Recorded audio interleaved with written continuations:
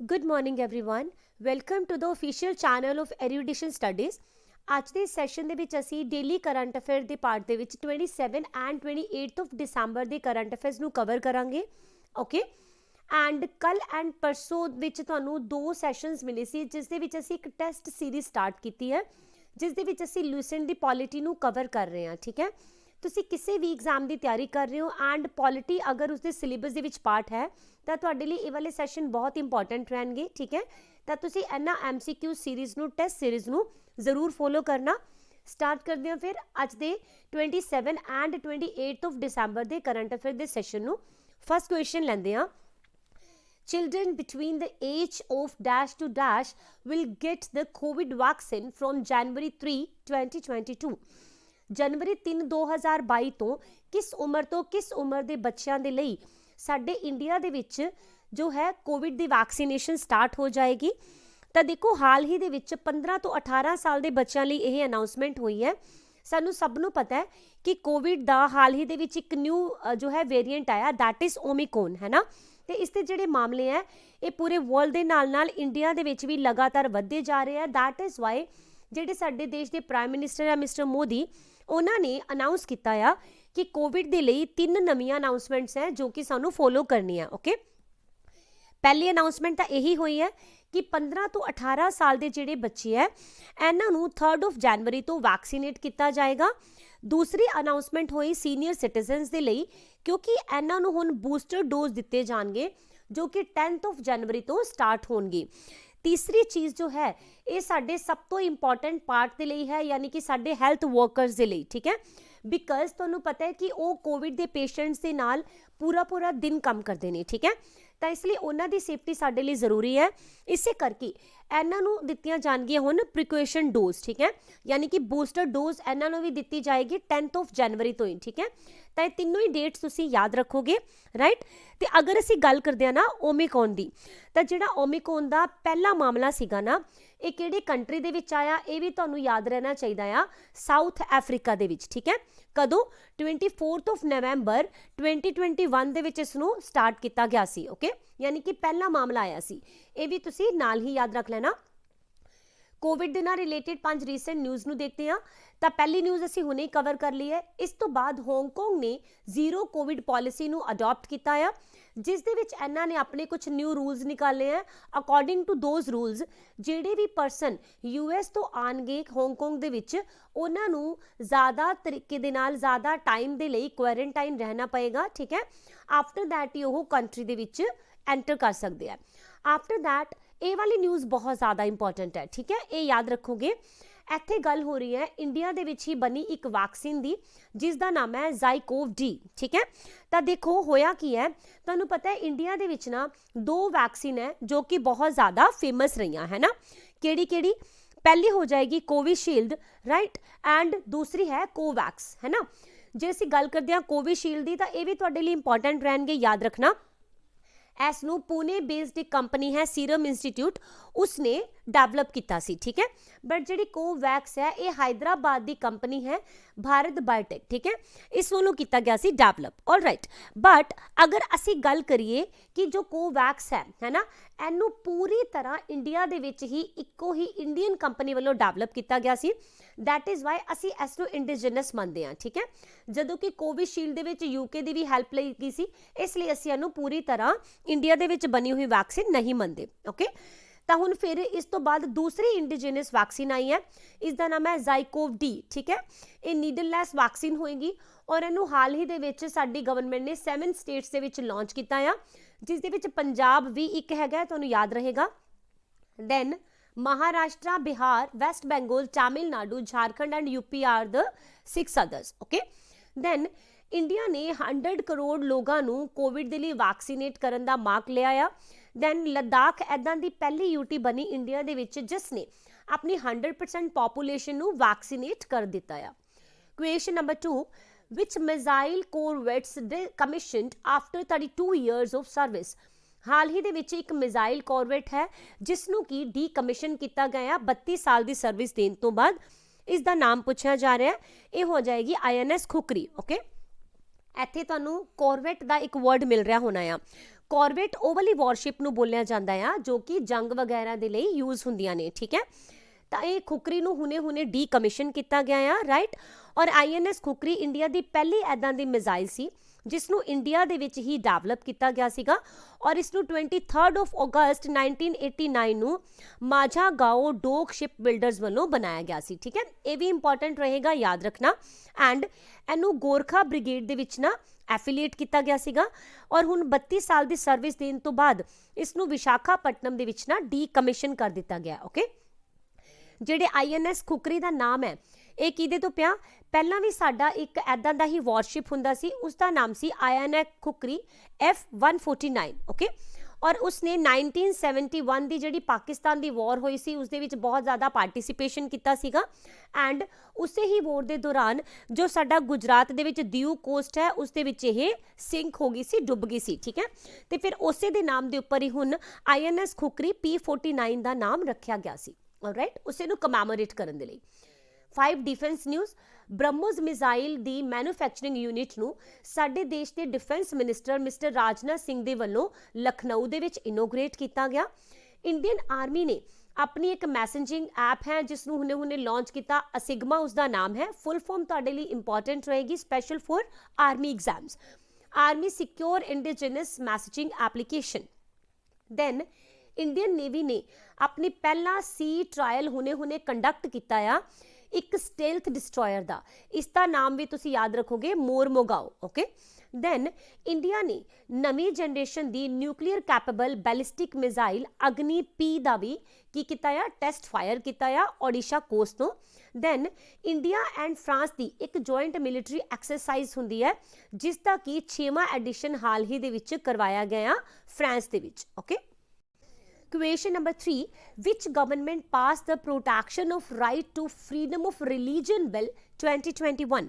बहुत ही ज़्यादा important question रहेगा। इसका आंसर है कर्नाटका गवर्नमेंट, ठीक है। ਤਾਂ ਦੇਖੋ ਹਾਲ ਹੀ ਦੇ ਵਿੱਚ ਕੀ ਹੋਇਆ ਹੈ, ਰਿਲੀਜਨ ਬਿੱਲ ਨੂੰ ਨਾ ਕਰਨਾਟਕਾ ਦੇ ਵਿੱਚ ਵੌਇਸ ਵੋਟ ਦੇ ਨਾਲ ਪਾਸ ਕੀਤਾ ਗਿਆ ਔਰ ਇਹਨੂੰ ਪਹਿਲੀ ਵਾਰ ਕਰਨਾਟਕਾ ਦੇ ਵਿੱਚ 2016 ਦੇ ਵਿੱਚ ਜਦੋਂ ਉੱਥੇ ਕਾਂਗਰਸ ਦੀ ਗਵਰਨਮੈਂਟ ਹੁੰਦੀ ਸੀ ਉਦੋਂ ਪਹਿਲੀ ਵਾਰ ਇਨੀਸ਼ੀਏਟ ਕੀਤਾ ਗਿਆ ਸੀ ਤੇ ਹਾਲ ਹੀ ਦੇ ਵਿੱਚ ਇਸ ਨੂੰ ਪਾਸ ਕਰ ਦਿੱਤਾ ਗਿਆ, ਓਕੇ। ਔਰ ਇਸ ਬਿੱਲ ਦੇ ਵਿੱਚ ਬੋਲਿਆ ਗਿਆ ਹੈ ਕਿ ਹਰ ਇੱਕ ਇਨਸਾਨ ਨੂੰ ਆਪਣੀ ਮਰਜ਼ੀ ਦਾ ਰਿਲੀਜਨ ਅਡਾਪਟ ਕਰਨ ਦੀ ਜੋ ਹੈ ਪਰਮਿਸ਼ਨ ਹੈ, ਰਾਈਟ। ਔਰ ਅਗਰ ਮੰਨ ਲਓ ਕੋਈ ਵੀ ਪਰਸਨ ਕਿਸੇ ਦੂਸਰੇ ਪਰਸਨ ਦੇ ਉੱਪਰ ਆਪਣੇ ਧਰਮ ਨੂੰ ਬਹੁਤ ਜ਼ਬਰਦਸਤੀ ਥੋਪਦਾ ਹੈ ਤਾਂ ਉਸ ਦੇ ਲਈ ਸਜ਼ਾ ਦਿੱਤੀ ਜਾਏਗੀ, ਠੀਕ ਹੈ। ਇਹਨਾਂ ਨੇ ਬੋਲਿਆ ਕਿ ਮੰਨ ਲਓ ਕਿਸੇ ਪਰਸਨ ਦੇ ਰਿਲੀਜਨ ਦੇ ਰਾਈਟ ਨੂੰ ਭੰਗ ਕਰਦਾ ਕੋਈ ਤਾਂ ਉਸ ਨੂੰ 3 ਤੋਂ ਲੈ ਕੇ 5 ਸਾਲ ਦੀ ਜੇਲ੍ਹ ਹੋਏਗੀ ਐਂਡ 25,000 ਰੁਪੀਸ ਦਾ ਉਸ ਦੇ ਉੱਪਰ ਜੁਰਮਾਨਾ ਲਗਾਇਆ ਜਾਏਗਾ, ਓਕੇ। ਬਟ ਇੱਥੇ ਇਹਨਾਂ ਨੇ schedule caste, schedule tribe and women ਇਹਨਾਂ ਦੇ ਲਈ ਅਲੱਗ ਤੋਂ ਪ੍ਰਾਵਧਾਨ ਰੱਖਿਆ।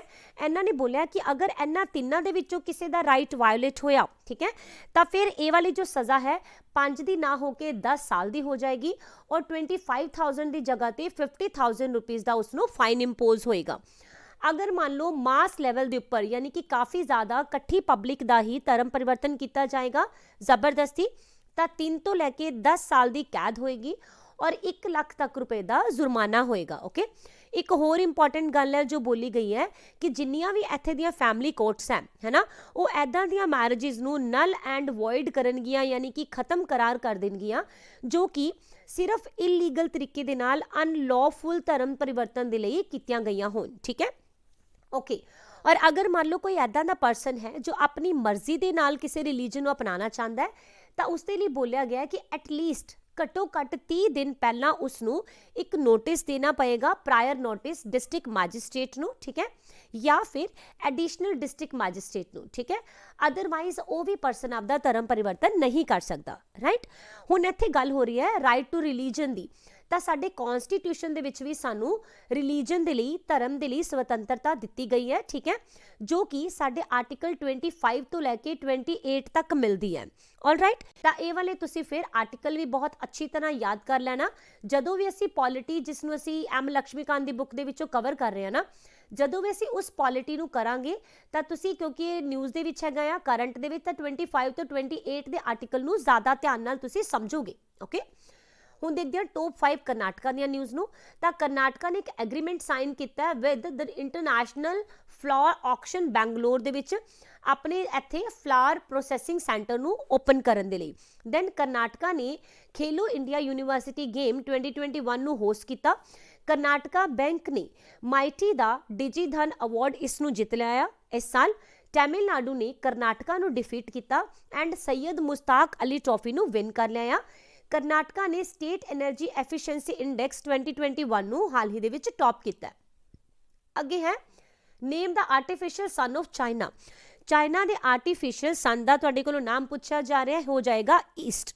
ਹੁਣ ਇਹ ਨਿਊਜ਼ ਵਿੱਚ ਕਿਉਂ ਹੈ ਤਾਂ ਚਾਈਨਾ ਨੇ ਆਪਣੇ ਆਰਟੀਫਿਸ਼ੀਅਲ ਸਨ ਦੇ ਨਾਲ ਇੱਕ ਨਿਊ ਐਕਸਪੈਰੀਮੈਂਟ ਕੀਤਾ ਹੈਗਾ ਆ। ਓਕੇ, ਯਾਨੀ ਕਿ ਹੁਣ ਇਹ ਲਗਾਤਾਰ ਇਹਦਾ ਜਿਹੜਾ ਟੈਂਪਰੇਚਰ ਹੈ ਇਸ ਨੂੰ ਵਧਾਉਣ ਦੀਆਂ ਕੋਸ਼ਿਸ਼ਾਂ ਕਰ ਰਹੇ ਹੈਗੇ ਆ। ਅਸੀਂ ਕੱਲ ਦੀ ਨਿਊਜ਼ ਦੇ ਵਿੱਚ ਜਾਂ ਪਰਸੋਂ ਦੀ ਨਿਊਜ਼ ਦੇ ਵਿੱਚ ਹੀ ਪੜ੍ਹਿਆ ਸੀਗਾ ਕਿ ਚਾਈਨਾ ਦਾ ਇਹ ਜੋ ਆਰਟੀਫਿਸ਼ੀਅਲ ਸਨ ਹੈ ਨਾ, ਐਕਚੁਅਲ ਸਨ ਤੋਂ 7 ਟਾਈਮਸ ਆਲਰੇਡੀ ਹੌਟ ਹੈਗਾ ਆ। ਠੀਕ ਹੈ, ਇਹਦਾ ਟੈਂਪਰੇਚਰ ਇੰਨਾ ਜ਼ਿਆਦਾ ਆ। ਹੁਣ ਇਹਨੂੰ ਹੋਰ ਵੀ ਜ਼ਿਆਦਾ ਹੌਟਰ ਐਂਡ ਡਿਊਰੇਬਲ ਬਣਾਉਣ ਵਾਸਤੇ ਐਕਸਪੈਰੀਮੈਂਟ ਕੀਤਾ ਗਿਆ ਆ।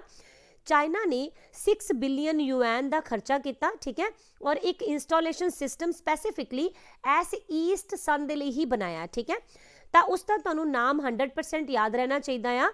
ਇਹ ਕਿਹੜੇ ਵਾਲਾ ਸਿਸਟਮ ਹੈ? ਟੋਕੋਮੈਕ। ਓਕੇ, ਤੇ ਟੋਕੋਮੈਕ ਨੂੰ ਐਕਸਟ੍ਰੀਮਲੀ ਹਾਈ ਟੈਂਪਰੇਚਰ ਤੇ ਹਾਈਡਰੋਜਨ ਦੇ ਜਿਹੜੇ ਆਈਸੋਟੋਪਸ ਹੈ ਉਹਨਾਂ ਨੂੰ ਬੋਇਲ ਕਰਨ ਦੇ ਲਈ ਯੂਜ਼ ਕੀਤਾ ਜਾਂਦਾ ਆ ਔਰ ਇਸ ਦੇ ਨਾਲ ਇਹ ਕਨਵਰਟ ਹੋ ਜਾਂਦੇ ਆ ਪਲਾਜ਼ਮਾ ਦੇ ਵਿੱਚ। ਠੀਕ ਹੈ, ਆਫਟਰ ਦੈਟ ਇਹਨਾਂ ਦੋਨਾਂ ਨੂੰ ਹੀ ਇਕੱਠੇ ਫਿਊਜ਼ ਕੀਤਾ ਜਾਂਦਾ ਆ। ਠੀਕ ਹੈ, ਐਂਡ એનર્ਜੀ ਰਿਲੀਜ਼ ਕੀਤੀ ਜਾਂਦੀ ਹੈ। ਓਕੇ, ਇਹਦਾ ਫਾਇਦਾ ਕੀ ਹੈ? ਦੇਖੋ, ਮੰਨ ਲਓ ਇੱਕ ਵਾਰ ਇਹ ਰਿਲੀਜ਼ਡ એનર્ਜੀ ਯੂਟਿਲਾਈਜ਼ ਕੀਤੀ ਜਾਣ ਲੱਗ ਗਈ ਨਾ, ਤਾਂ ਤੁਸੀਂ ਮੰਨ ਕੇ ਚੱਲੋ ਬਹੁਤ ਹੀ ਜ਼ਿਆਦਾ ਟਾਈਨੀ ਅਮਾਉਂਟ ਦੇ ਵਿੱਚ ਫਿਊਲ ਦੀ ਜ਼ਰੂਰਤ ਪਏਗੀ। ਓਕੇ, ਐਂਡ ਨਾਲ ਹੀ ਜਿਹੜੀਆਂ ਰੇਡੀਓ ਐਕਟਿਵ ਵੇਸਟ ਦੀ ਅਸੀਂ ਗੱਲ ਕਰਦੇ ਹਾਂ ਇਹ ਬਿਲਕੁਲ ਵੀ ਪ੍ਰੋਡਿਊਸ ਨਹੀਂ ਹੋਣਗੀਆਂ, ਤਾਂ ਇਨਵਾਇਰਨਮੈਂਟ ਦੇ ਲਈ ਵੀ ਇਹ ਕੋਈ ਖਤਰਾ ਨਹੀਂ ਹੋਣ ਵਾਲਾ। ਓਕੇ, ਪਹਿਲਾਂ ਵੀ ਚਾਈਨਾ ਨੇ 21 ਜੂਨ ਨੂੰ ਐਦਾਂ ਦਾ ਹੀ ਐਕਸਪੈਰੀਮੈਂਟ ਕੀਤਾ ਸੀਗਾ ਔਰ ਇਹਦੇ ਵਿੱਚ ਜੋ ਈਸਟ ਹੈ ਇਹਦੇ ਵਿੱਚ 160 ਮਿਲੀਅਨ ਡਿਗਰੀ ਸੈਲਸੀਅਸ ਦਾ ਟੈਂਪਰੇਚਰ ਦੇ ਨੂੰ ਟੱਚ ਕੀਤਾ ਸੀਗਾ, ਜੋ ਕਿ ਇੱਕ ਰਿਕਾਰਡ ਬਣਿਆ ਸੀ। ਓਕੇ, ਹੁਣ ਟੌਪ 5 ਚਾਈਨਾ ਦੀ ਨਿਊਜ਼ ਦੇਖੀਏ ਤਾਂ ਦ ਸ਼ੰਘਾਈ ਮੈਗਲੇਵ ਇਹ ਪੂਰੇ ਵਰਲਡ ਦੀ ਪਹਿਲੀ high speed commercial magnetic levitation line ਬਣੀ ਹੈ। ਅਸੀਂ ਪਰਸੋਂ ਹੀ ਕੀਤਾ ਸੀ ਕਿ ਚਾਈਨਾ ਨੇ ਪੂਰੀ ਦੁਨੀਆ ਦੀ ਸਭ ਤੋਂ ਤੇਜ਼ ਚੱਲਣ ਵਾਲੀ ਟ੍ਰੇਨ ਹੈ ਨਾ ਮੈਗਲੇਵ ਟ੍ਰੇਨ, ਇਸ ਦਾ ਹੁਣੇ ਉਦਘਾਟਨ ਕੀਤਾ ਸੀਗਾ ਜਿਸ ਦੀ ਸਪੀਡ ਹੈ 600 ਕਿਲੋਮੀਟਰ ਪਰ ਆਵਰ, ਰਾਈਟ। ਔਰ ਇਹਨੂੰ ਚਲਾਇਆ ਜਾ ਰਿਹਾ ਹੈ ਸ਼ੰਘਾਈ ਮੈਗਲੇਵ ਨਾਮ ਦੀ ਲਾਈਨ ਦੇ ਉੱਪਰ। ਠੀਕ ਹੈ, ਔਰ ਇਹ ਵੀ ਵਰਲਡ ਦੀ ਪਹਿਲੀ ਹਾਈ ਸਪੀਡ ਮੈਗਨੇਟਿਵ ਲਾਈਨ ਹੋਏਗੀ। ਦੈਨ ਚਾਈਨਾ ਦਾ ਤਿਆਂਗੋਂਗ ਸਪੇਸ ਸਟੇਸ਼ਨ ਨੂੰ ਕੰਸਟਰਕਟ ਕੀਤਾ ਜਾ ਰਿਹਾ ਆ। ਠੀਕ ਹੈ, ਐਂਡ ਵੈਂਗ ਯੈਪਿੰਗ ਬਹੁਤ ਜ਼ਿਆਦਾ ਇੰਪੋਰਟੈਂਟ ਰਹੇਗਾ, ਬਹੁਤ ਹੀ ਜ਼ਿਆਦਾ। ਇਹ ਚਾਈਨਾ ਦੇ ਪਹਿਲੇ ਐਦਾਂ ਦੇ ਵਿਮਨ ਐਸਟਰੋਨੌਟ ਬਣੇ ਜਿਨ੍ਹਾਂ ਨੇ ਸਪੇਸ ਦੇ ਵਿੱਚ ਵਾਕ ਕੀਤਾ ਆ। ਵਰਲਡ ਹੈਲਥ ਆਰਗੇਨਾਈਜੇਸ਼ਨ ਨੇ ਚਾਈਨਾ ਨੂੰ ਬੋਲ ਦਿੱਤਾ ਆ ਕਿ ਇਹ ਮਲੇਰੀਆ ਫ੍ਰੀ ਹੈ। ਠੀਕ ਹੈ, ਇਸ ਦਾ ਸਰਟੀਫਿਕੇਸ਼ਨ ਇਸ ਨੂੰ ਮਿਲ ਗਿਆ ਆ। ਇਹ ਸਰਟੀਫਿਕੇਸ਼ਨ ਕਿਸੇ ਵੀ ਬਿਮਾਰੀ ਦੇ ਲਈ ਉਦੋਂ ਦਿੱਤਾ ਜਾਂਦਾ ਹੈ ਜਦੋਂ 3 ਸਾਲ ਤੋਂ ਲਗਾਤਾਰ ਉਸ ਬਿਮਾਰੀ ਦਾ ਕੋਈ ਵੀ ਕੇਸ ਪਾਰਟਿਕੂਲਰ ਕੰਟਰੀ ਦੇ ਵਿੱਚ ਨਾ ਆਇਆ ਹੋਏ। ਓਕੇ, ਚਾਈਨਾ ਨੇ ਪੂਰੇ ਵਰਲਡ ਦੀ ਲਾਰਜੈਸਟ ਹਾਈਡਰੋ ਪਾਵਰ ਸਟੇਸ਼ਨ ਜਿਸ ਦਾ ਨਾਮ ਹੈ ਦ ਬਹਿਤੇਨ ਹਾਈਡਰੋ ਪਾਵਰ ਸਟੇਸ਼ਨ, ਠੀਕ ਹੈ, ਇਹਦੀਆਂ 2 ਯੂਨਿਟ ਨੂੰ ਹਾਲ ਹੀ ਦੇ ਵਿੱਚ ਕੰਮ ਕਰਨ ਦੇ ਲਈ ਸਟਾਰਟ ਕਰ ਦਿੱਤਾ ਆ। Question number 5, where the Silver Line project has been set up, which was in news recently. ਹਾਲ ਹੀ ਦੇ ਵਿੱਚ ਸਿਲਵਰ ਲਾਈਨ ਪ੍ਰੋਜੈਕਟ ਬਹੁਤ ਜ਼ਿਆਦਾ ਨਿਊਜ਼ ਦੇ ਵਿੱਚ ਰਿਹਾ। ਇਹ ਕਿੱਥੇ ਸੈਟਅਪ ਕੀਤਾ ਜਾ ਰਿਹਾ ਹੈ? ਇਸ ਨੂੰ ਕੇਰਲਾ ਦੇ ਵਿੱਚ ਸੈਟਅਪ ਕੀਤਾ ਗਿਆ। ਪਹਿਲਾਂ ਦੇਖਦੇ ਹਾਂ ਕਿ ਕੇਰਲਾ ਦਾ ਜੋ ਸਿਲਵਰ ਲਾਈਨ ਪ੍ਰੋਜੈਕਟ ਹੈ ਇਹ ਹੈ ਕੀ। ਦੇਖੋ, ਇਹ ਨਾ ਸੈਮੀ ਹਾਈ ਸਪੀਡ ਦੇ ਨਾਲ ਚੱਲਣ ਵਾਲਾ ਇੱਕ ਰੇਲਵੇ ਪ੍ਰੋਜੈਕਟ ਹੈਗਾ ਆ। ਇਹਦੇ ਨਾਲ ਨਦਰਨ ਕੇਰਲਾ ਨੂੰ ਸਦਰਨ ਕੇਰਲਾ ਦੇ ਨਾਲ ਜੋੜਿਆ ਜਾਏਗਾ। ਠੀਕ ਹੈ, ਔਰ ਇੱਥੇ ਸਪੀਡ ਅਚੀਵ ਕੀਤੀ ਜਾਏਗੀ 200 ਕਿਲੋਮੀਟਰ ਪਰ ਆਵਰ ਦੀ। Okay, all right. ਇਹਦੀ ਜਿਹੜੀ ਪ੍ਰਪੋਜ਼ਡ ਲੈਂਥ ਹੈਗੀ ਹੈ ਉਹ ਰਹੇਗੀ 529.45 ਕਿਲੋਮੀਟਰ ਔਰ ਇਹਦੇ ਨਾਲ ਕੇਰਲਾ ਦਾ ਜੋ ਥਿਰੂਵਨੰਤਪੁਰਮ ਹੈ ਇਸ ਨੂੰ ਕੈਸੇਰਾਗੌਡ ਦੇ ਨਾਲ ਜੋੜਿਆ ਜਾਏਗਾ। ਓਕੇ, ਔਰ ਇਹ ਜਿਹੜਾ ਪ੍ਰੋਜੈਕਟ ਹੈ ਇਹ ਕੇਰਲਾ ਦੇ ਵਿੱਚ ਜੋ ਡਿਵੈਲਪ ਕੀਤਾ ਜਾ ਰਿਹਾ ਹੈ ਨਾ, ਇਹਦੇ ਵਿੱਚ ਮਿਨਿਸਟਰੀ ਆਫ ਰੇਲਸ ਵੀ ਇਹਦੇ ਵਿੱਚ ਸ਼ਾਮਿਲ ਰਹੇਗੀ, ਯਾਨੀ ਕਿ ਇਹਨਾਂ ਦਾ ਜੁਆਇੰਟ ਵੈਂਚਰ ਹੈ। ਓਕੇ, ਤੇ ਇਹਦੇ ਨਾਲ 11 ਡਿਸਟ੍ਰਿਕਟਸ ਦੇ ਜਿਹੜੇ 11 ਸਟੇਸ਼ਨਸ ਹੈ ਇਹਨਾਂ ਨੂੰ ਕਵਰ ਕੀਤਾ ਗਿਆ ਆ। ਆਲ ਰਾਈਟ, ਔਰ ਇਹਦੇ ਵਿੱਚ ਜਿਹੜਾ ਸਫ਼ਰ 12 ਘੰਟਿਆਂ ਦੇ ਵਿੱਚ ਹੁੰਦਾ ਸੀ ਉਹ ਸਿਰਫ ਹੁਣ 4 ਘੰਟੇ ਵਿੱਚ ਹੋਏਗਾ। ਤਾਂ ਓਬਵੀਅਸਲੀ ਕੇਰਲਾ ਦੇ ਲੋਕਾਂ ਦੇ ਲਈ ਤਾਂ ਬਹੁਤ ਜ਼ਿਆਦਾ ਇੰਪੋਰਟੈਂਟ ਹੋ ਜਾਏਗਾ। ਤੇ ਇਹਨੂੰ ਪੂਰਾ ਕਰਨ ਦੀ ਜਿਹੜੀ ਡੈਡਲਾਈਨ ਹੈ ਨਾ ਉਹ 2025 ਰੱਖੀ ਗਈ ਹੈ, ਇਹ ਵੀ ਤੁਸੀਂ ਯਾਦ ਰੱਖ ਲੈਣਾ। ਤੇ ਹੁਣ ਇਹ ਨਿਊਜ਼ ਦੇ ਵਿੱਚ ਕਿਉਂ ਆਇਆ ਆ? ਬਿਕਾਜ਼ ਕੁਝ ਪੋਲੀਟੀਕਲ ਪਾਰਟੀਜ਼ ਐਂਡ ਕੁਝ ਸਿਟੀਜ਼ਨਸ ਦੀਆਂ ਸਮਿਤੀਆਂ ਹੈਗੀਆਂ ਆ ਜੋ ਕਿ ਇਹਦੇ ਅਗੇਂਸਟ ਪ੍ਰੋਟੈਸਟ ਕਰ ਰਹੀਆਂ, ਠੀਕ ਹੈ। ਇਹਨਾਂ ਦਾ ਕਹਿਣਾ ਹੈਗਾ ਆ ਕਿ ਇਹ ਜਿਹੜਾ ਪ੍ਰੋਜੈਕਟ ਹੈ ਇਸ ਦੇ ਵਿੱਚ ਬਹੁਤ ਵੱਡਾ ਸਕੈਮ ਕੀਤਾ ਜਾ ਰਿਹਾ ਆ, ਜਿਸ ਦੇ ਨਾਲ ਜਿਹੜੀ ਕੇਰਲਾ ਹੈ ਇਸ ਦੇ ਉੱਪਰ ਬਹੁਤ ਜ਼ਿਆਦਾ ਹਾਈ ਡੈਟ ਆਏਗਾ, ਯਾਨੀ ਕਿ ਬਹੁਤ ਜ਼ਿਆਦਾ ਕਰਜ਼ੇ ਦੇ ਵਿੱਚ ਡੁੱਬ ਜਾਏਗਾ ਇੰਡੀਆ, ਠੀਕ ਹੈ। ਔਰ ਇੱਥੇ ਦੇ ਜਿਹੜੇ ਇਨਵਾਇਰਮੈਂਟਲਿਸਟ ਹੈ ਉਹਨਾਂ ਦਾ ਕਹਿਣਾ ਹੈ ਕਿ ਜਦੋਂ ਇਸ ਰੂਟ ਨੂੰ ਡਿਵੈਲਪ ਕੀਤਾ ਜਾਣਾ ਆ ਤਾਂ ਕਾਫੀ ਸਾਰਾ ਇਨਵਾਇਰਨਮੈਂਟ ਨੂੰ ਨੁਕਸਾਨ ਹੋਣ ਵਾਲਾ ਹੈ, ਬਿਕਾਜ਼ ਇਸ ਰੂਟ ਨੂੰ ਵੈਟਲੈਂਡਸ ਦੇ ਵਿੱਚੋਂ, ਪੈਡੀ ਫੀਲਡਸ ਦੇ ਵਿੱਚੋਂ ਔਰ ਹਿਲਸ ਦੇ ਵਿੱਚੋਂ ਦੀ ਗੁਜ਼ਾਰਿਆ ਜਾਏਗਾ, ਠੀਕ ਹੈ। ਤਾਂ ਜਿਸ ਦੇ ਨਾਲ ਫਿਰ ਇਨਵਾਇਰਨਮੈਂਟ ਦਾ ਨੁਕਸਾਨ ਹੋਣ ਵਾਲਾ ਹੈ। ਕੇਰਲਾ ਦੀਆਂ ਟੌਪ 5 ਨਿਊਜ਼ ਦੇਖ ਲੈਂਦੇ ਆ ਤਾਂ ਕੇਰਲਾ ਨੇ 5000 ਕਰੋੜ ਦਾ ਇੱਕ ਪੈਕੇਜ ਦਿੱਤਾ ਆ ਤਾਂ ਕਿ ਜਿਹੜੀ ਸਟੇਟ ਦੀ ਇਕਨੋਮੀ ਹੈ ਔਰ ਇੱਥੇ ਦੇ ਜਿਹੜੇ ਛੋਟੇ ਟ੍ਰੇਡਰਸ ਹੈਗੇ ਆ ਜਾਂ ਕਿਸਾਨ ਹੈ ਉਹਨਾਂ ਨੂੰ ਹੈਲਪ ਮਿਲ ਸਕੇ।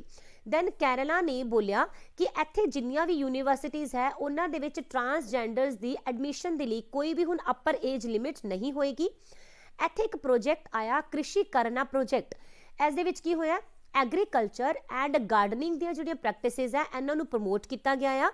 ਮਿਨਿਸਟਰੀ ਆਫ ਸ਼ਿਪਿੰਗ ਨੇ ਆਪਣਾ ਪਹਿਲਾ ਵੋਏਜ ਆਫ ਗ੍ਰੀਨ ਫਰਾਈਟ ਕੋਰੀਡੋਰ 2 ਇਸ ਨੂੰ ਲਾਂਚ ਕੀਤਾ ਹੈਗਾ ਆ ਕੋਚੀਨ ਪੋਰਟ ਤੋਂ, ਠੀਕ ਹੈ।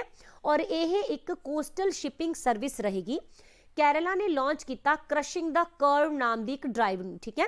ਜਦੋਂ ਕੋਵਿਡ-19 ਦੇ ਬਹੁਤ ਜ਼ਿਆਦਾ ਕੇਸਿਸ ਕੇਰਲਾ ਦੇ ਵਿੱਚ ਆਏ ਸੀ ਤਾਂ ਉਸੇ ਨੂੰ ਹੀ ਟੈਕਲ ਕਰਨ ਦੇ ਲਈ ਇਸ ਨੂੰ ਸਟਾਰਟ ਕੀਤਾ ਗਿਆ ਸੀ। Question number 6, what is the name of the first home COVID-19 treatment authorized by US?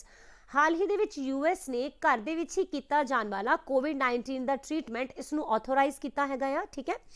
ਤਾਂ ਇੱਥੇ ਪੁੱਛਿਆ ਜਾ ਰਿਹਾ ਹੈ ਉਸ ਟ੍ਰੀਟਮੈਂਟ ਦਾ ਨਾਮ, ਰਾਈਟ। ਤਾਂ ਇਹ ਹੋ ਜਾਏਗਾ ਪੈਕਸਲੋਵਿਡ, ਓਕੇ।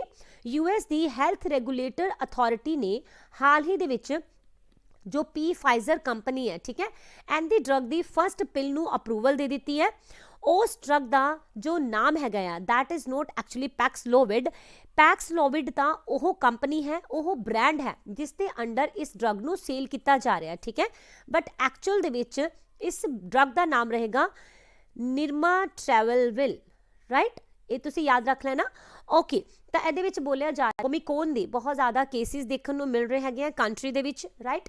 ਇਸੇ ਕਰਕੇ ਹੀ ਇਸ ਨੂੰ ਅਪਰੂਵਲ ਦਿੱਤੀ ਗਈ ਹੈ ਔਰ ਇਸ ਡਰਗ ਨੂੰ ਲੋਕ ਆਪਣੇ ਘਰ ਦੇ ਅੰਦਰ ਹੀ ਯੂਜ਼ ਕਰ ਸਕਣਗੇ, ਠੀਕ ਹੈ। ਔਰ ਕੋਵਿਡ ਦੇ ਬੁਰੇ ਪ੍ਰਭਾਵ ਤੋਂ ਇੱਥੋਂ ਫਿਰ ਬਚਿਆ ਜਾ ਸਕਦਾ ਹੈ, ਠੀਕ ਹੈ। ਤਾਂ ਕੋਵਿਡ ਦੇ ਬਾਰੇ ਅਸੀਂ ਡਿਟੇਲ ਆਲਰੇਡੀ ਕਰ ਚੁੱਕੇ ਹਾਂ। ਸਿੱਧਾ ਦੇਖਦੇ ਹਾਂ ਫਿਰ ਕੁਐਸਚਨ ਨੰਬਰ 7, ਵੇਅਰ ਵਰਲਡ ਸੰਗੀਤ ਤਾਨਸੇਨ ਫੈਸਟੀਵਲ ਵਾਸ ਆਰਗੇਨਾਈਜ਼ਡ। ਤਾਂ ਦੁਨੀਆ ਦਾ ਸੰਗੀਤ ਤਾਨਸੇਨ ਫੈਸਟੀਵਲ ਇਸ ਨੂੰ ਹਾਲ ਹੀ ਦੇ ਵਿੱਚ ਆਰਗੇਨਾਈਜ਼ ਕੀਤਾ ਗਿਆ ਕਿਸ ਜਗ੍ਹਾ ਦੇ ਉੱਪਰ, ਓਕੇ। ਤਾਂ ਇਹ ਹੋ ਜਾਏਗੀ ਮੱਧ ਪ੍ਰਦੇਸ਼, ਰਾਈਟ। ਤਾਂ ਦੇਖੋ ਵਰਲਡ ਸੰਗੀਤ ਤਾਨਸੇਨ ਜੋ ਫੈਸਟ ਹੈ ਇਹ ਇੱਕ ਮਿਊਜ਼ਿਕ ਫੈਸਟ ਹੁੰਦਾ ਆ, ਨਾਮ ਤੋਂ ਹੀ ਪਤਾ ਚੱਲ ਰਿਹਾ ਹੋਣਾ।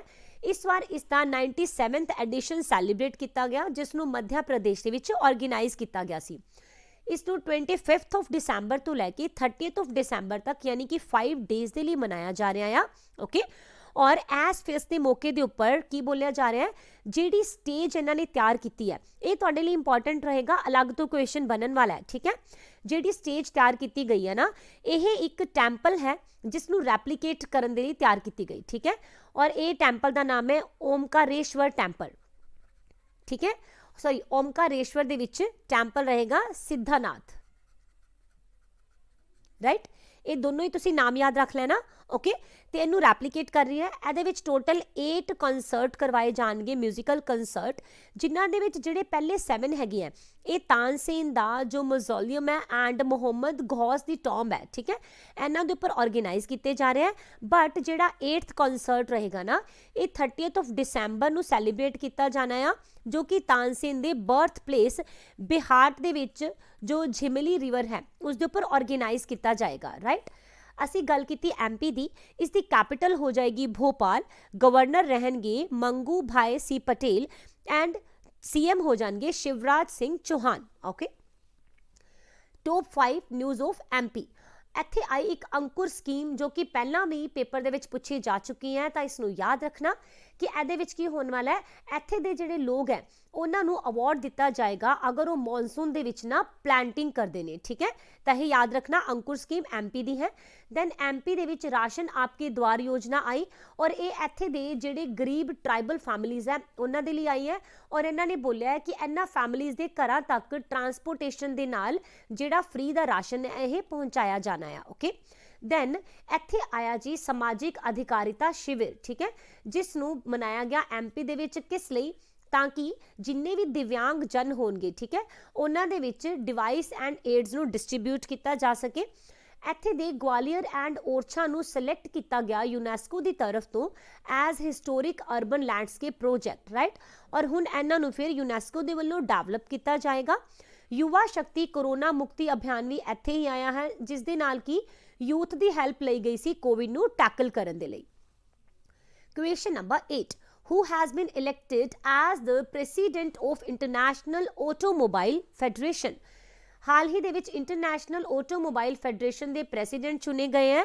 ਇਹ ਕਿਹਨਾਂ ਨੂੰ ਚੁਣਿਆ ਗਿਆ ਤਾਂ ਇਹਨਾਂ ਦਾ ਨਾਮ ਹੈ ਮੁਹੰਮਦ ਬਿਨ ਸਲਮ ਰਾਈਟ ਪਹਿਲਾਂ ਅਸੀਂ ਬਾਕੀ ਦੀਆਂ ਅਗਰ ਦੇਖ ਲਈਏ ਆਪਸ਼ਨਸ ਤਾਂ ਰਾਜੀਵ ਅਹੂਜਾ ਇਹ MD ਬਣੇ ਹੈਗੇ ਆ ਹਾਲ ਹੀ ਦੇ ਵਿੱਚ RBL ਬੈਂਕ ਦੇ ਅਤੁਲ ਦਿਨਕਰ ਨੂੰ ਬ੍ਰਹਮੋਸ 에ਅਰੋਸਪੇਸ ਦਾ CEO ਐਂਡ MD ਬਣਾਇਆ ਗਿਆ ਪ੍ਰਦੀਪ ਕੁਮਾਰ ਰਾਵਤ ਇਹ ਇੰਡੀਆ ਦੇ ਇਨਵੋਏ ਬਣੇ ਹੈਗੇ ਆ ਟੂ ਚਾਈਨਾ ਰਾਈਟ ਓਕੇ ਤਾਂ ਹੁਣ ਅਸੀਂ ਇਸ ਪਾਰਟਿਕੂਲਰ ਕੁਐਸਚਨ ਬਾਰੇ ਦੇਖ ਲੈਂਦੇ ਆ ਤਾਂ ਮੁਹੰਮਦ ਬਿਨ ਸਾਲਮ ਜੋ ਹੈਗੇ ਆ ਇਹ UAE ਦੇ ਰਹਿਣ ਵਾਲੇ ਨੇ ਔਰ ਇਹਨਾਂ ਨੂੰ ਹੀ ਇੰਟਰਨੈਸ਼ਨਲ ਆਟੋਮੋਬਾਈਲ ਫੈਡਰੇਸ਼ਨ ਦਾ ਪ੍ਰੈਜ਼ੀਡੈਂਟ ਅਪਾਇੰਟ ਕੀਤਾ ਗਿਆ ਓਕੇ ਇਹ ਕਿਹਨੂੰ ਸਕਸੀਡ ਕਰਨ ਵਾਲੇ ਆ ਇਹ ਜੀਨ ਟੌਟ ਨੂੰ ਸਕਸੀਡ ਕਰਨਗੇ ਓਕੇ FIAS ਦੀ ਐਬਰੀਵੇਸ਼ਨ ਰਹੇਗੀ ਇਹ ਯਾਦ ਰੱਖ ਲੈਣਾ ਠੀਕ ਹੈ FIA ਹੈ ਕਿ ਇਹ ਹੁੰਦੀ ਹੈ ਜੀ ਆਟੋ ਰੇਸਿਸ ਨੂੰ ਆਰਗੇਨਾਈਜ਼ ਕਰਨ ਵਾਲੀ ਗਵਰਨਿੰਗ ਬਾਡੀ ਓਕੇ ਜਿਸ ਤਰ੍ਹਾਂ ਅਸੀਂ ਕਾਫੀ ਜ਼ਿਆਦਾ ਫੇਮਸ ਫਾਰਮੂਲਾ 1 ਰੇਸ ਬਾਰੇ ਦੇ ਵਿੱਚ ਪੜਿਆ ਹੋਇਆ ਠੀਕ ਹੈ ਔਰ ਇਹ ਸਭ ਨੂੰ ਹੀ ਪਤਾ ਹੈਗਾ ਆ ਕਿ ਇਹ ਕਾਰ ਰੇਸਿੰਗ ਹੈ ਰਾਈਟ ਐਸੇ ਤਰ੍ਹਾਂ ਦੀਆਂ ਹੀ ਹੋਰ ਐਦਾਂ ਦੀਆਂ ਰੇਸਿਸ ਹੁੰਦੀਆਂ ਜਿਸ ਤਰ੍ਹਾਂ ਕਿ ਫਾਰਮੂਲਾ E ਫਾਰਮੂਲਾ 1 ਵਗੈਰਾ ਇਹ ਇੰਟਰਨੈਸ਼ਨਲ ਰੇਸਿਸ ਨੂੰ ਆਰਗੇਨਾਈਜ਼ ਕਰਦੀ ਹੈ FIA ਠੀਕ ਹੈ ਇਸ ਦੇ ਨਾਲ ਇਹ ਹੋਰ ਕੀ ਕਰਦੀ ਹੈ ਇਹ ਆਰਗੇਨਾਈਜੇਸ਼ਨ ਵਰਲਡ ਲੈਵਲ ਦੇ ਉੱਪਰ ਰੋਡ ਸੇਫਟੀ ਨੂੰ ਵੀ ਪ੍ਰਮੋਟ ਕਰਦੀ ਹੈ ਓਕੇ ਹੁਣ ਅਸੀਂ ਇੱਥੇ ਗੱਲ ਕੀਤੀ ਇੰਟਰਨੈਸ਼ਨਲ ਆਟੋਮੋਬਾਈਲਸ ਫੈਡਰੇਸ਼ਨ ਦੀ ਇਸ ਦੀ ਐਬਰੀਵੇਸ਼ਨ FIA ਰਹੇਗੀ ਫਾਊਂਡ ਕੀਤਾ ਗਿਆ ਇਸ ਨੂੰ 20th of June 1904 ਦੇ ਵਿੱਚ ਹੈੱਡਕੁਆਰਟਰ ਮਿਲੇਗਾ ਪੈਰਿਸ ਫਰਾਂਸ ਦੇ ਵਿੱਚ ਆਫੀਸ਼ੀਅਲ ਲੈਂਗੁਏजेस ਹੈਗੀਆਂ English French and Spanish okay ਹੁਣ ਦੇਖ ਲੈਂਦੇ ਆ ਟੌਪ 5 ਰੀਸੈਂਟ ਅਪਾਇੰਟਮੈਂਟਸ ਨੂੰ ਤਾਂ ਸਾਇਰਸ ਪੋਂਚਾ ਇਹਨਾਂ ਨੂੰ ਵਾਈਸ ਪ੍ਰੈਜ਼ੀਡੈਂਟ ਬਣਾਇਆ ਗਿਆ ਏਸ਼ੀਅਨ ਸਕੁਐਸ਼ ਫੈਡਰੇਸ਼ਨ ਦੇ ਦੈਨ ਜਿਮ ਲੈਂਜ਼ੋਨ ਇਹ ਯਾਹੂ ਦੇ CEO ਬਣੇ ਗੁਇਡੋ ਬੋਲੀਟੋ ਇਹ PM ਰਹੇ ਪੈਰੂ ਦੇ ਪ੍ਰਿਯੰਕਾ ਚੋਪੜਾ ਜੋਨਸ ਇਹਨਾਂ ਨੂੰ ਬ੍ਰਾਂਡ ਐਂਬੈਸਡਰ ਬਣਾਇਆ ਗਿਆ ਬੈਲਵੈਲਗਰੀ ਦੇ ਦੈਨ ਏਰੀਅਲ ਹੈਨਰੀ ਇਹ ਹਾਈਤੀ ਦੇ ਪ੍ਰਾਈਮ ਮਿਨਿਸਟਰ ਬਣੇ ਸੀ okay right question number 9 Anukriti Upadhyay has won which award for her novel Anukriti Upadhyay ने अपने नोवेल के लिए एक अवार्ड हाल ही दे विच जित्या इस अवार्ड का नाम है सुशीला देवी अवार्ड राइट ते जिस नोवेल के लिए इन्हां नूं ये वाला अवार्ड दिता गया राइट 2021 का इस नोवेल का नाम है किंटसुगी ओके एंड इस अवार्ड नूं श्री रत्न लाल फाउंडेशन वालों हर साल दिता जाता है और अनुकृति जो हैगी है ये इंग्लिश एंड हिंदी दोनों ही लैंग्वेजेस दे विच लिखते हैगे राइट और इन्हां ने जो किंटसुगी नोवल लिखिया है ना ये 2020 दे विच इसनूं पब्लिश किया गया सीगा और इहदा लिटरल मीनिंग की हुंदा आ इसनूं बोलिया जांदा है जिद्दां कि टुटे हुए ऑब्जेक्ट्स हुंदे आ ना इन्हां नूं गोल्ड दे नाल मेंड किया जांदा है राइट और एक जैपनीज आर्ट है ओके और ये इसका लिटरल मीनिंग भी रहेगा ऑल राइट तो इस नोवल दे विच इन्हां ने विमेन एम्पावरमेंट के बारे दे विच उन्हां दी लाइफ दे विच जिन्ना स्ट्रगल है उस बारे गल कीती है बोलिया जा रहा है कि किस तरह हज़ारां बाउंड्रीज होने के बावजूद भी विमेन उन्हां नूं ब्रेक करदियां आ ट्रोमा हुंदा आ बट उस दे विचों भी अपने आप नूं कॉप अप करके बाहर निकल जांदियां जिहड़ा साडा अज दा सोशल सिस्टम है ठीक है इनू भी वो किस तरह चैलेंज करती है ठीक है इस सारिਆਂ ਦੇ ਬਾਰੇ ਦੇ ਵਿੱਚ ਗੱਲ ਕੀਤੀ ਗਈ ਹੈ ਕਿੰਟਸੁਗੀ ਨਾਮ ਦੇ ਨੋਵਲ ਤੋਂ ਠੀਕ ਹੈ ਹੁਣ ਗੱਲ ਕਰ ਰਹੇ ਹਾਂ ਅਸੀਂ 5 ਰੀਸੈਂਟ ਅਵਾਰਡਸ ਦੀ ਅਵਨੀ ਲਖਾਰਾ ਨੂੰ ਸਾਡੇ 2021 ਦੇ ਪੈਰਾਲੰਪਿਕ ਸਪੋਰਟਸ ਅਵਾਰਡ ਦੇ ਵਿੱਚ ਬੈਸਟ ਫੀਮੇਲ ਡੈਟ ਦਾ ਅਵਾਰਡ ਮਿਲਿਆ ਆ ਇਹ ਮੈਂ ਤੁਹਾਨੂੰ ਪਰਸੋਂ ਹੀ ਦੱਸਿਆ ਸੀ ਅਵਨੀ ਲਖਾਰਾ ਜੋ ਹੈਗੇ ਨੇ ਇਹ ਪੈਰਾ ਸ਼ੂਟਰ ਹੈ ਰਾਈਟ ਔਰ ਇਸ ਵਾਰ ਜੋ ਟੋਕੀਓ ਦੇ ਵਿੱਚ ਪੈਰਾਲੰਪਿਕਸ ਗੇਮ ਹੋਈਆਂ ਉਸ ਦੇ ਵਿੱਚ ਇਹਨਾਂ ਨੇ 2 ਮੈਡਲਸ ਹਾਸਿਲ ਕੀਤੇ ਸਿੰਗਲ ਹੀ 올림픽ਸ ਦੇ ਵਿੱਚ ਔਰ ਐਦਾਂ ਕਰਨ ਵਾਲੇ ਇਹ ਪਹਿਲੇ ਇੰਡੀਅਨ ਵੀਮਨ ਬਣ ਗਏ okay after that farmer cricketer Sunil Gavaskar ਨੂੰ SJFI ਮੈਡਲ 2021 ਦੇ ਨਾਲ ਸਨਮਾਨਿਤ ਕੀਤਾ ਗਿਆ और यह मैडल दिता जाता है the sports journalist federation of India वालों। ठीक है, निजामुद्दीन बस्ती प्रोजेक्ट नूं 2 यूनेस्को हैरिटेज अवार्ड्स के लिए चुनिया गया है। दूरदर्शन एंड AIR यानी ऑल इंडिया रेडियो नूं यूनेस्को के पीस मीडिया अवार्ड के नाल सन्मानित किया गया। प्रथम नाम की NGO ने इंदिरा गांधी पीस प्राइज 2021 जितया है, क्योंकि इन्होंने ने इंडिया दे विच एजुकेशन के स्कोप नूं बहुत ज़्यादा एक्सपैंड किया। Question number 10, which country honoured PM Modi with its highest civilian award recently. उस देश का नाम दसो जिन्हों ने नरेंद्र मोदी नूं हाल ही दे विच अपने हाईएस्ट सिविलियन अवार्ड दे नाल सन्मानित किया है। ये हो जाएगी भूटान। इन्होंने हाल ही दे विच जिहड़ा अवार्ड दिता है मिस्टर नरेंद्र मोदी नूं, इसका नाम तुसी याद रख लेना। ठीक है, ये हो जाएगा नेगेडैग पेल्गीखोरलो। ओके, और ये भूटान का हाईएस्ट सिविलियन अवार्ड है, राइट। और भूटान के जोड़े PM है लोटे शेरिंग, इन्होंने ही इसकी अनाउंसमेंट की है। इंडिया के प्राइम मिनिस्टर मोदी की गवर्नेंस के अंडर भूटान के नाल काफ़ी ज़्यादा अच्छे एंड फ्रेंडली रिलेशनस कायम करन करके इन्होंने ये वाला अवार्ड दिता गया। ठीक है, कोविड के दौरान तुहानूं पता है इंडिया ने अपने नेबरिंग कंट्रीज़ के नाल बहुत ज़्यादा अच्छे संबंध कायम किए सी। ठीक है, इन्होंने वैक्सीन दी, मैडिसिन दी है, बाकी एमरजेंसी सर्विसेज भी प्रोवाइड कीतियां और फ्रेंडली जेस्चर अपनाया सी। ठीक है, भूटान के नाल मिस्टर नरेंद्र मोदी नूं Saudi Arabia, Russia, Maldives, Afghanistan, Bahrain, Palestine वगैरह पता ही नहीं कितनी कंट्रीज़ है जिन्हों के विचों ये वाले अवार्ड्स मिल चुके हैं। ठीक है, तो नैक्सट पेज के उपर असी इन्हां दे बारे दे विच फिर डिस्कस कर लैंदे आ। ठीक है, तो देखो इन्हां नूं अफगानिस्तान का state honour of Ghazi Amir Amanullah Khan award मिलिया आ। रशिया ने इन्हां नूं order of Saint Andrew award दिता। सऊदी अरेबिया वालों order of Abdul Aziz Al Saud award मिलिया आ। पैलेस्टीन ने grand collar of the state of Palestine award दिता। UAE ने order of Zayed award. UN का इन्वायरमेंट प्रोग्राम वालों इन्होंने champions of the earth award मिला, वेरी मच इंपॉर्टेंट। ठीक है, दैन ये भी बहुत इंपॉर्टेंट रहेगा, bill and Melinda Gates foundation ने इन्होंने ग्लोबल गोल कीपर का भी अवार्ड दिता है। ओके, हुण असीं इत्थे देख रहे हैं जी 5 टॉप अवार्ड्स नूं। तां फिनटेक पार्टनरशिप दे वल्लों मोस्ट इफेक्टिव बैंक्स का अवार्ड दिता गया federal bank and Vayana network नूं। ओके, दैन इंडिया दी हरनाज संधू जो है इन्होंने 70th मिस यूनीवर्स का अवार्ड मिलिया आ। यंग जियो स्पेशल साइंटिस्ट रोफेश गोयल नूं मिलिया। Then women of the year award by World Athletics ये अंजू बॉबी नूं दिता गया, वेरी मच इंपॉर्टेंट। पहले इंडियन जिन्होंने कि नाइटहुड ऑफ पैटे गोल्फा अवार्ड मिला, he is SK Sohan Roy. Okay, हुण असीं इत्थे गल कीती है भूटान दी, राइट। इसकी कैपिटल हो जाएगी Thimphu. Prime minister Lotay Tshering, currency है गल्ट्रम एंड इंडिया के रुपीज़ भी भूटान दे विच चलते हैं। ऑफिशियल लैंग्वेज मिलेगी जोंखा। ओके, एंड एक लैंडलॉक कंट्री है। लैंडलॉक कंट्री मतलब जिदा ये भूटान है अगर तो इनके चारों पासे तुहानूं कोई भी ओशियन देखने नूं नहीं मिलेगा। ठीक है, और यदी लोकेशन तुहानूं मिलेगी ईस्टर्न हिमालयस दे विच और ये इंडिया एंड चाइना दे विचकार है। देखो इत्थे तुसीं मैप देख सकते हो, मैप दे विच सेंटर च तुहानूं दिख रहा है भूटान। ठीक है, और ये है चाइना, राइट, एंड ये है इंडिया। तो इन्हां दोनों के विचकार तुहानूं भूटान की लोकेशन देखने को मिल रही है ना। और अगर तुसीं गल करदे हो नेपाल दी एंड बांग्लादेश की, तो ये भी भूटान के काफ़ी ज़्यादा नज़दीक है। बट ये याद रखना, ये जियोग्राफी दे विच काफ़ी बार क्वेश्चन पुट किया जा चुका है कि ये ना अपना कोई भी लैंड बॉर्डर भूटान के नाल शेयर नहीं करते। ठीक है, तो इत्थे ओवर हो जाता है अज का session. I hope you like the session. If you like it then share करना, ठीक है, एंड लाइक करना और कमेंट करके दसना जरूर। With these words thank you so much, have a nice time. Next session च मिलांगे, टेक केयर, बाय बाय।